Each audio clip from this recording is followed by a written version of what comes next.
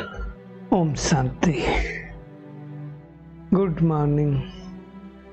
साकार मुरली 31 अगस्त 2022। बाबा का मीठा मीठा पत्र मीठे मीठे बच्चों के मीठे मंथन के लिए। मंथन शुरू करने से पहले सुख के सागर से बाबा की सुख भरी किरणों के नीचे बैठ जाते हैं और महसूस करते हैं मैं सुख स्वरूप आत्मा हूं, सुख के सागर की संतान हूं।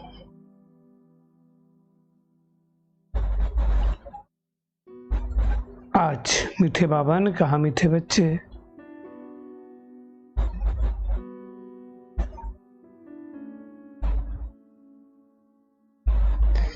सवेरे सवेरे उठ बाप को प्यार से याद करो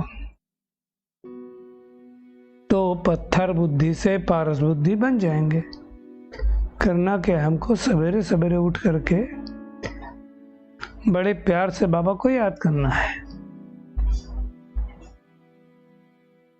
अब कई लोगों को क्या होता है, सवेरे उठने में बड़ी तकलीफ होती है, लेकिन एक चीज समझना चाहिए कि सवेरे का जो वातावरण होता है वो बहुत शांत होता है, बहुत पीसफुल होता है। आज का प्रश्न है, 21 जन्मों के लिए माला माल बनने का साधन क्या है? बाबा कहते, अविनाशी ज्ञान रत्नों का दान करो। बाबा जो ज्ञान दे रहा है, बाबा जो महावाक्य सुना रहा है, बाबा ने जो हमें राजयोग सिखाया है, उसका दान करो तो माला माल बन जाएंगे। क्योंकि एक एक रतन लाखों रुपए का है। बाबा कहते हैं, जितना दो दान करेगा, बाप की याद में रहेगा, उतना उससे खुशी का पारा चढ़ता रहेगा। चेक करें, मैं आत्मा कितना दान देती हूँ ज्ञान रत्नों का। हमें स्वयं की चेकिंग करनी है ना। दूसरा प्रश्न है, अपने से कोई पाप कर्म ना हो उसके लिए कौन सी परहेज करनी चाहिए? बाबा ने दो टूक शब्दों में कहा, अन्न की बहुत परहेज चाहिए। क्योंकि कहा जाता है, जैसा अन्न वैसा मन, और जैसा मन वैसा जीवन। परमात्मा का अन्न पाप आत्मा का अन्न अंदर जाने से उसका असर पड़ता है। इसलिए आज देखो,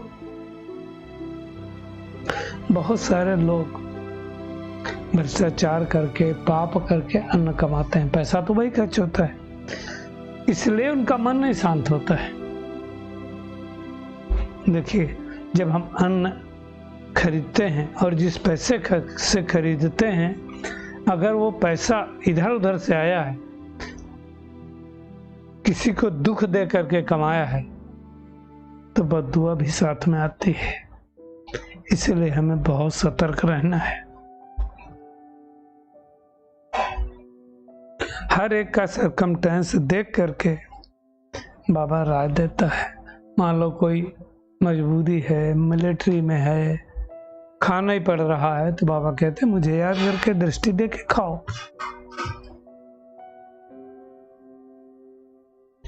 अब ये सारा ज्ञान हम बच्चों को ही बाबा देता है और किसी को नहीं पता है। क्योंकि बाबा को मालूम है सभी आत्माएं इस समय पतित हो गए हैं, दुखी हो गए हैं। यथा राजा रानी प्रजा सब पावन थे और अभी सब पतित हो गए। आत्मा शरीर के साथ है तो दुख है। आत्मा शरीर छोड़ दे, फिर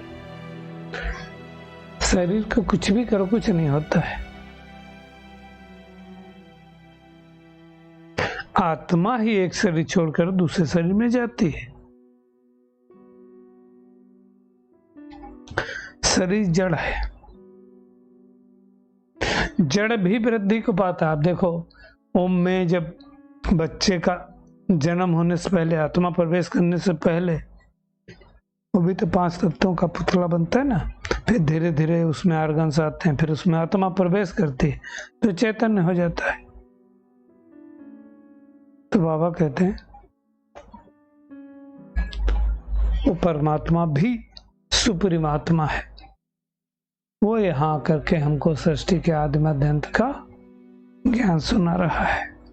सिवाय परमात्मा के ज्ञान कोई नहीं सुना सकता, कोई डायरेक्शन नहीं दे सकता। बाबा कहते हैं तुम बच्चे जानते हो हम 5000 वर्ष बाद आकर के फिर से परमात्मा से मिले, तो उमंग उत्साह रहनी चाहिए ना। आत्मा पतित तो शरीर भी पतित।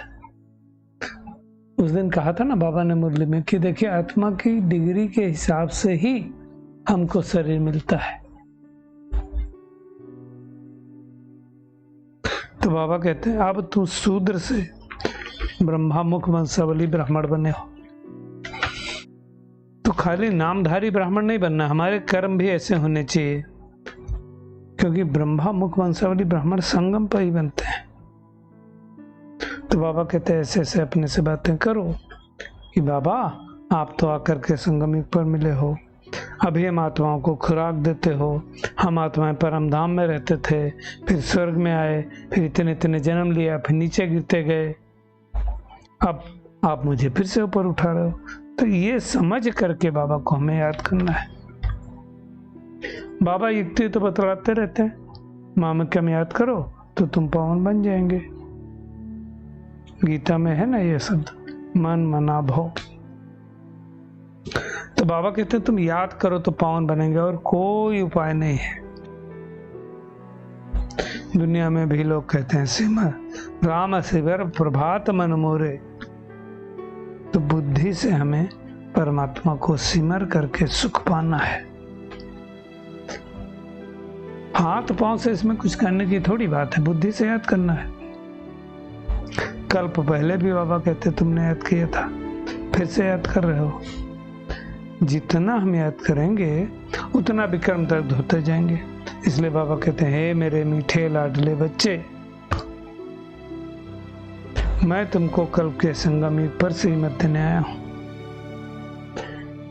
ब्रह्मा मुख को गौ मुख भी कहते हैं, कोई जानवर की बात थोड़ी है। दुनिया वालों ने तो दिखा दिया गौ मुख से पानी निकलता है तो कह दिया गंगा निकल रही है। गंगा में स्नान करने से कोई पावन बनता तो सारे पावन हो गए होते, है ना। तो ये समझने की बात है। बाबा कहते तुम सच सच ज्ञान गंगाएं हो। वास्तव में अलंकार जैसे ब्राह्मणों के थे, लेकिन ब्राह्मणों को दे नहीं सकते, आज हैं कल नहीं है, इसलिए देवताओं को दिया है सुदर्शन चक्र। खुद का दर्शन करने वाले तो दुनिया ने चरखा दिखा दिया। कमल फूल समान न्यारे और प्यारे घर गृहस्थ में रहना है। गदा ज्ञान रूपी गदा से माया पर जीत पानी है। शंख ध्वनि रूपी शंख जिससे परमात्मा का परिचय देना है। ये सब हमारी बातें हैं। बाबा कहते हैं तुम जानते हो इस तरफ नरक है, उस तरफ स्वर्ग है। हम कहाँ हैं? संगम पर। एक तरफ मैला पानी, दूसरी तरफ अच्छा पानी, उसका संगम तो हो रहा है। तो ज्ञान सागर परमात्मा और हम मैली नदियों का मिलन होता है, तो सागर के साथ में जाकर के हम नदियां भी स्वच्छ हो जाते हैं। बाबा बैठ के हमको आप समान पवित्र बना रहा है ना। तो बाबा कहते हैं इसमें बाप को याद करो, सुदर्शन चक्र फिरा, और बाकी कृपा की कोई बात ही नहीं है।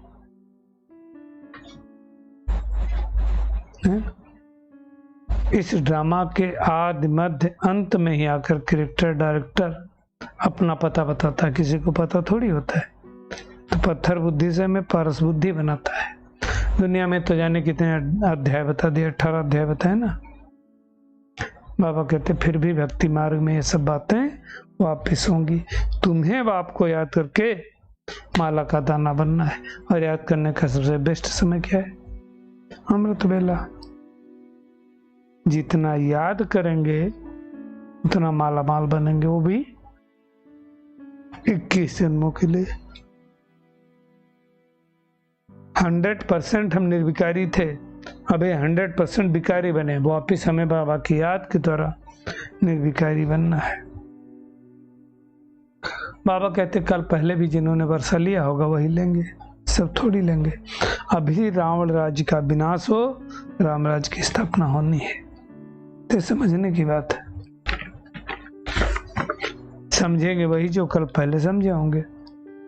तो बाबा कहते हे बच्चे कौन कह सकता है, बाप के सिवाय कोई कह सकता है क्या? तो बाप को याद करना है। बाबा कहते फिर करो ना करो तुम्हारी मर्जी, अर्जी हमारी मर्जी तुम्हारी, जो करेगा सो पाएगा। सीधी बात है, 100 की सीधी बात। बाबा कहते हैं तुम तो समझ गए हो, ये हॉस्पिटल है जहाँ हेल्थ वेल्थ हैप्पीनेस सब कुछ मिलती है। सिर्फ 3 पैर पृथ्वी की चाहिए बस। क्लास जितना कमरा हो, अभी तो बहुत सारे बाबा के सेंटर खुल गए है ना। आज बाबा ने बार बार कहा याद करने के सिवाय और कोई उपाय नहीं है। जितना यूनिवर्सिटी कम हॉस्पिटल खोलते जाओगे, खुद का भी कल्याण होगा, दूसरे का भी होगा। जो खुद नहीं पढ़ते हैं वो दूसरों को क्या पढ़ाएंगे, है ना। तो हमें खुद पढ़ाई करके दूसरों को पढ़ाना है। तो आज होमवर्क क्या है? एक तो सवेरे सवेरे अमृत वेले उठ करके विचार सागर मंथन करना है, बाबा को याद करना है। आधा पौना घंटा भी बैठ के याद करेंगे ना तो बुद्धि ज्ञान से भरपूर हो जाएगी, शक्तिशाली बन जाएंगे हम। अनेकों के आशीर्वाद लेने के लिए 3 पैर पृथ्वी की इकट्ठा करके यूनिवर्सिटी खोलते जाना है, जिससे अनेकों का कल्याण होता रहे। जितना अनेकों का कल्याण होगा उतना हमको दुआएं मिलती जाएंगी। बाप समान निरहंकारी बनना है हमको, जैसे बाबा निरंकारी वैसे बनना है। आज बाबा का वरदान है चारों ही सब्जेक्ट में हर रोज कोई न कोई नवीनता का अनुभव करने वाले तीव्र पुरुषार्थी भव। देखिए हमारे 4 सब्जेक्ट हैं, ज्ञान योग धारणा सेवा। तो हर दिन हर सब्जेक्ट में नवीनता महसूस हो। कैसे? बाबा कहते हैं ज्ञान में नवीनता का अर्थ है समझदार बनकर चलना, यानी अपने अंदर जो कमी कमजोरी उसको दूर करना। योग में योग के नए नए प्रयोग करना और उसके परसेंटेज को बढ़ाना, है ना। धारणा क्या किया है अब तक, आगे और धारणा में प्रवीण होना, और सेवा की नई नई युक्ति रचना। तब तीव्र पुरुषार्थी बनेंगे और तब हमें समीपता का अनुभव होगा। स्लोगन है प्योरिटी की अथॉरिटी ही सबसे बड़ी पर्सनालिटी है। चलिए परमात्मा किरणों के नीचे बैठ जाते हैं और अनुभव करते हैं मैं बहुत पावरफुल आत्मा हूं। एक बाबा की याद के द्वारा पत्थर बुद्धि से पारस बुद्धि बनने वाली आत्मा हूं। अमृत वेले उठकर ज्ञान रत्नों से अपनी झोलियां भरने वाली फोटो में कोई आत्मा हूं। चारों ही सब्जेक्ट में नवीनता का अनुभव करने वाली तीव्र पुरुषार्थी आत्मा हूं। शुक्रिया मीठे प्यारे बाप दादा, शुक्रिया आप सभी का इस मीठे मंथन के लिए। ओम शांति।